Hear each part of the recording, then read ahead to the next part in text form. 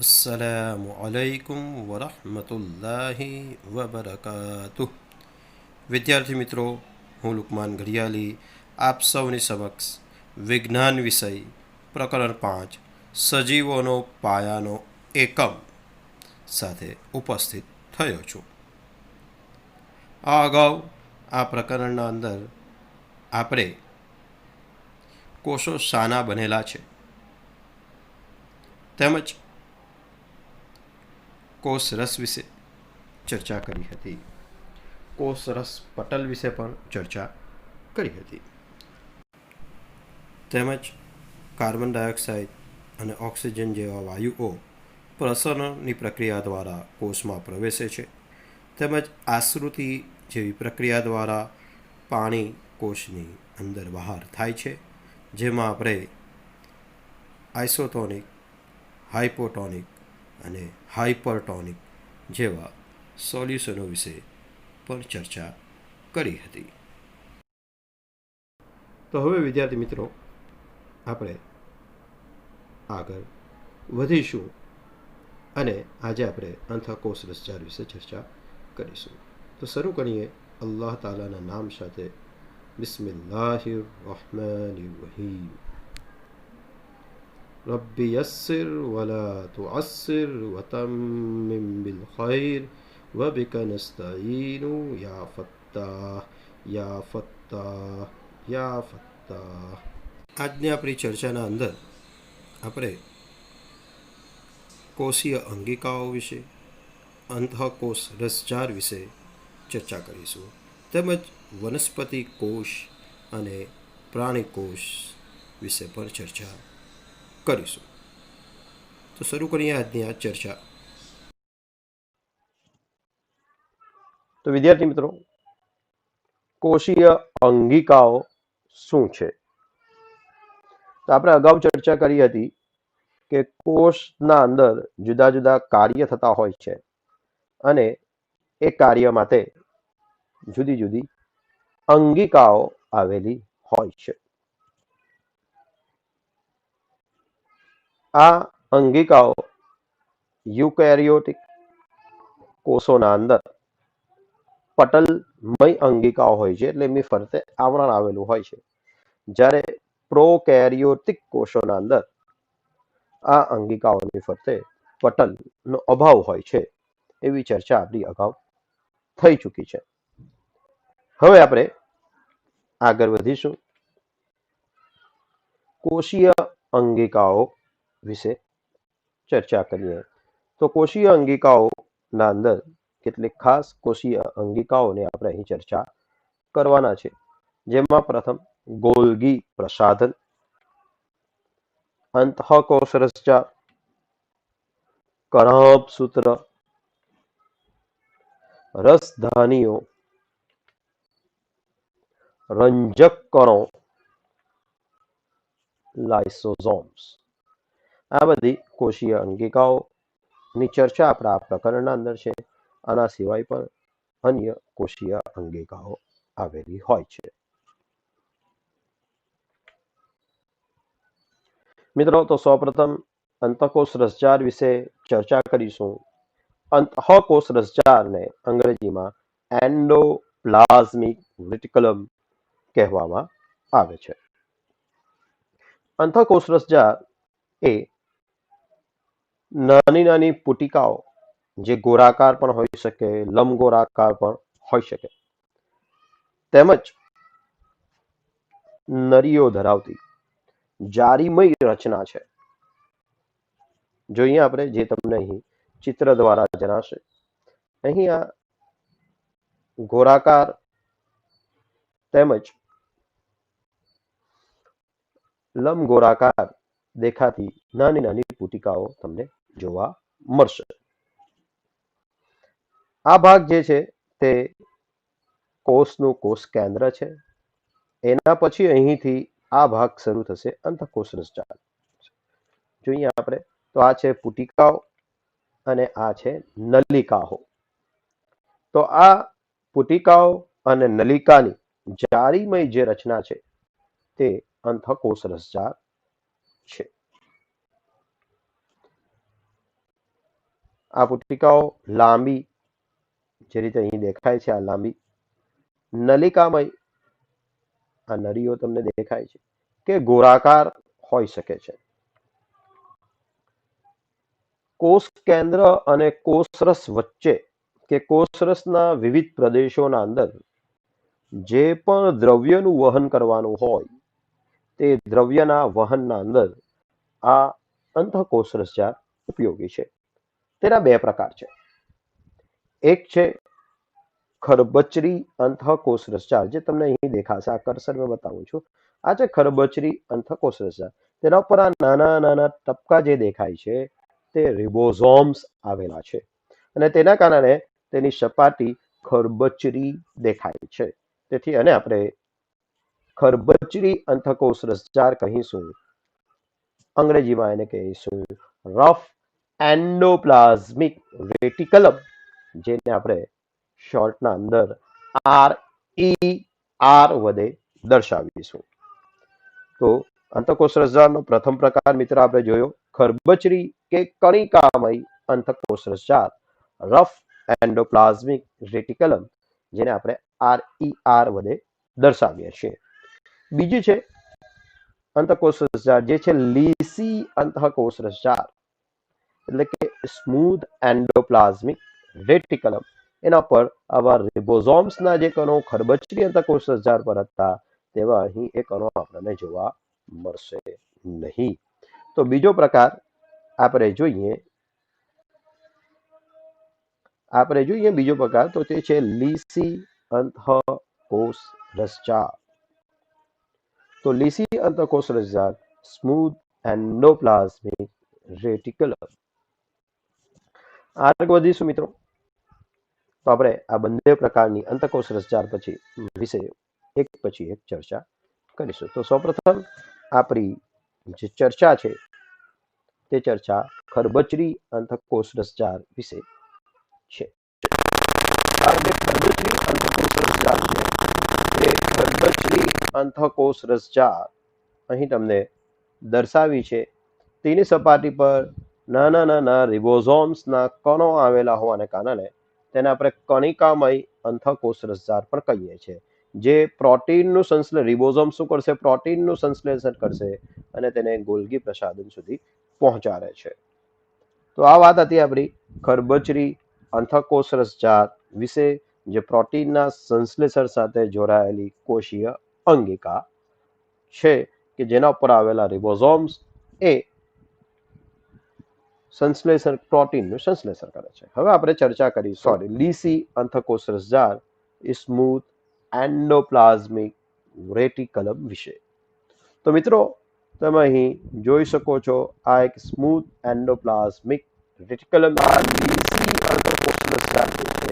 તે લીસી અંતઃકોષરસજાળ, તેના ઉપર અહીં હમણાં લિપિડ્સનું નિર્માણ થશે અને આ લિપિડ્સનું પણ નિર્માણ થઈ તે ગોલ્ગી પ્રસાધન સુધી પહોંચે છે. તો અહીં આ લિપિડ્સનું નિર્માણ થાય છે જે વેસિકલ દ્વારા ગોલ્ગી પ્રસાધન સુધી પહોંચે છે.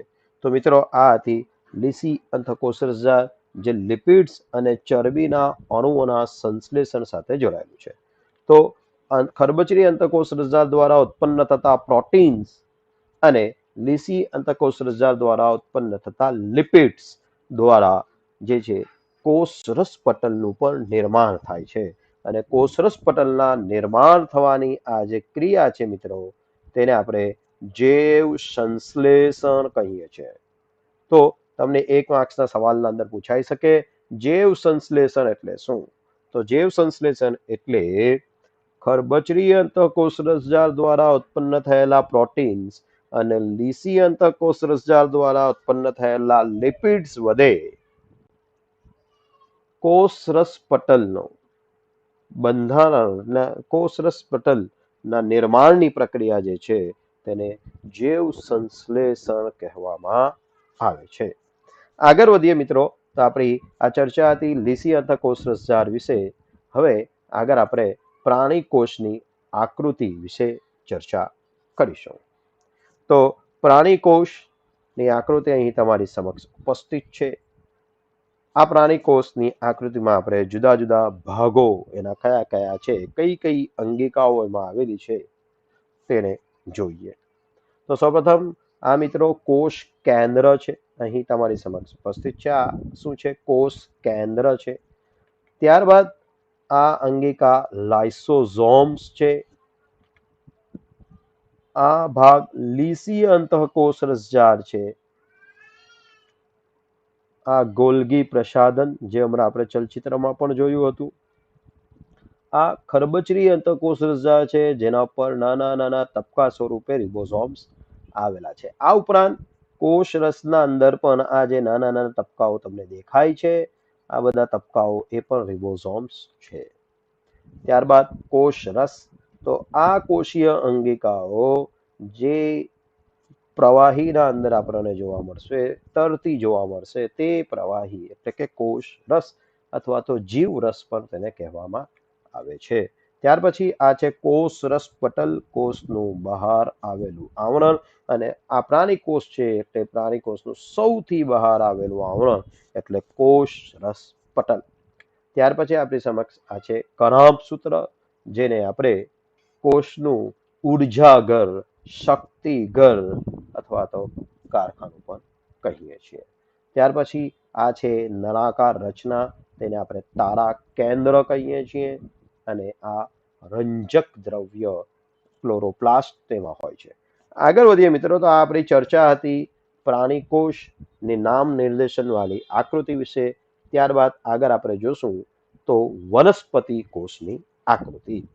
તો વનસ્પતિ કોષ મિત્ર કંઈક આવો આપણને જોવા મળશે. વનસ્પતિ કોષની ખાસિયત એ છે કે તેના અંદર કોષ દિવાલ આવેલી હોય છે. તો આ જે તેમને દેખાય છે તે જે તે કોષની કોષ દિવાલ છે. અને આ બીજી ખાસિયત કે તેના અંદર આવેલી આ અંગિકા એટલે કે રસધાની તે મોટા કદની હોય છે, જ્યારે પ્રાણી કોષના અંદર ખૂબ જ નાના કદની જોવા મળે છે. તો આ છે વનસ્પતિ કોષ ને પ્રાણી કોષથી અલગ કરતી અંગિકાઓ, જેના વિશે આપણે આગળ પણ ચર્ચા કરીશું તફાવતના મુદ્દાઓમાં. તો આપણે અહીં હવે વનસ્પતિ કોષની આકૃતિ જોઈએ તો તેના અંદર જોવા મળતા જુદા જુદા ભાગો. પહેલું છે આ કોષ કેન્દ્ર.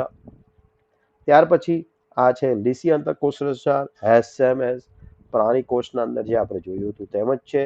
ત્યાર પછી આ નાના નાના રિબોઝોમ્સ, આ પણ આપણે પ્રાણી કોષના અંદર પણ જોયા હતા. ત્યાર પછી આ છે ખરબચડી અંતઃકોષ રસજાળ, જે પણ આપણે પ્રાણી કોષના અંદર જોયું હતું. આ કોષ દિવાલ છે. આ અંગિકા કોષ દિવાલ કોષરસ પટલની બહારની તરફ આવેલું દિવાલ છે, તેને કોષ દિવાલ કહેવાય છે, જેનો અભાવ પ્રાણી કોષના અંદર હતો. એટલે પ્રાણી કોષના અંદર આ કોષ દિવાલ જોવા મળતી નથી. ત્યારબાદ આ હરિતકણ છે, તેનો પણ વનસ્પતિના કોષમાં જ આ જોવા મળશે. પ્રાણી કોષના અંદર હરિતકણો જોવા મળતા નથી. ત્યાર પછી કોષરસ પટલ, જે આપણે પ્રાણી કોષના અંદર સૌથી બહારનું આવરણ હતું, પરંતુ વનસ્પતિ કોષના અંદર સૌથી બહારનું આવરણ એ કોષ દિવાલ છે. ત્યાર પછી કણાભ સૂત્ર, જે પણ આપણે પ્રાણી કોષમાં પણ જોયા હતા. કોષ રસ છે આ મિત્રો, જોડાણ ધરાવતી કોષ દિવાલ.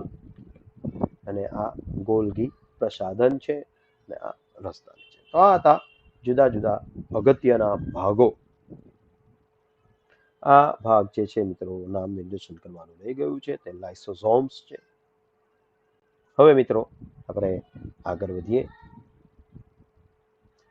તો આ હતો વનસ્પતિ કોષ. હવે આપણે ચર્ચા કરીશું વનસ્પતિ કોષ અને પ્રાણી કોષ વચ્ચેના તફાવતની. ખૂબ જ સરળ છે, ચર્ચા આપણે કરી ચૂક્યા. ફરી એકવાર આપણે જોશું તો તમારી સમક્ષ આ એક તરફ વનસ્પતિ કોષ અને એક તરફ પ્રાણી કોષ છે. તેમાં તફાવત શું છે તેને આપણે જોઈએ.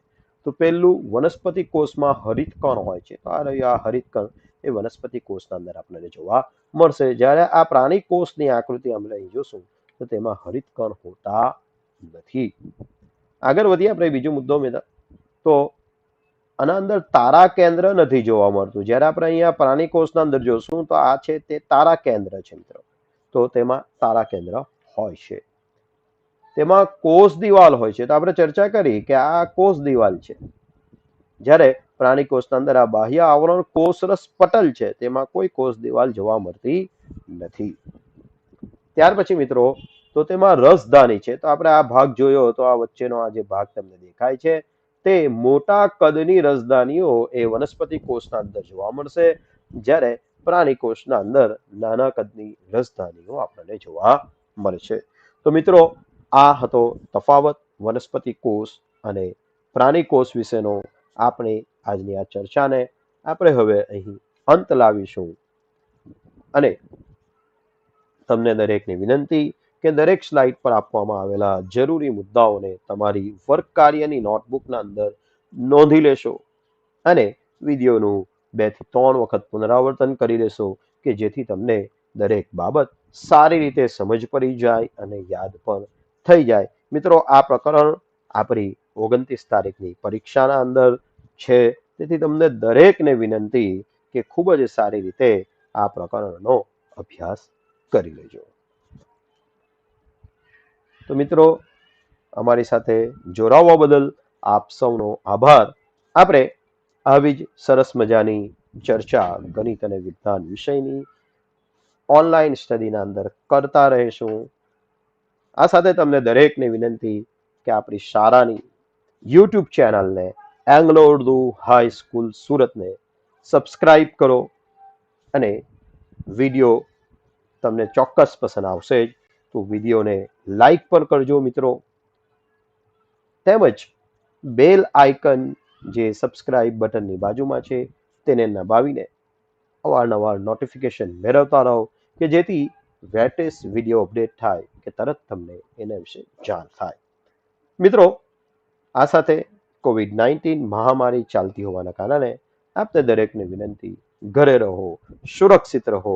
ફરી એકવાર શાળાઓ બંધ છે પરંતુ અભ્યાસ આપણો શરૂ રહેશે. શિક્ષણ બંધ નથી, શિક્ષણ ઓનલાઈન એજ્યુકેશન દ્વારા આપણે મેળવી રહ્યા છે. તો આ સાથે આપણે આપણી આ ચર્ચાનો અહીં અંત લાવીશું. અસ્સલામુ અલૈકુમ વરહમતુલ્લાહિ વબરકાતુહ.